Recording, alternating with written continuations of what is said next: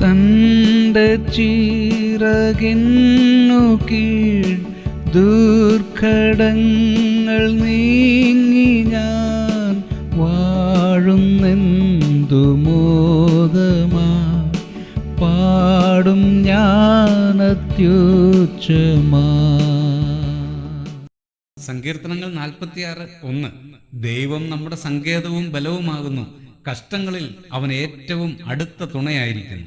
സ്വന്തം ജീവിതത്തിൽ അനുഭവിച്ചറിഞ്ഞ ഒരു അത്ഭുത യാഥാർത്ഥ്യം ഇവിടെ കോരഹപുത്രന്മാരുടെ തൂലികയിലൂടെ വെളിപ്പെടുകയാണ്. 3 വ്യത്യസ്ത തലങ്ങളിൽ അവർ ദൈവത്തെ ചിത്രീകരിക്കുന്നു. 1, സങ്കേതം. അതിന്റെ അർത്ഥങ്ങൾ വിശ്രമസ്ഥലമെന്നും അഭയസ്ഥാനമെന്നും ഒക്കെയാണ്. 2, ബലം. മാനുഷിക ശക്തിയോ സൈന്യ ബഹുത്വമോ ഒന്നുമല്ല, ദൈവം തന്നെയാണ് അവരുടെ ബലം. 3, ഏറ്റവും അടുത്ത തുണ.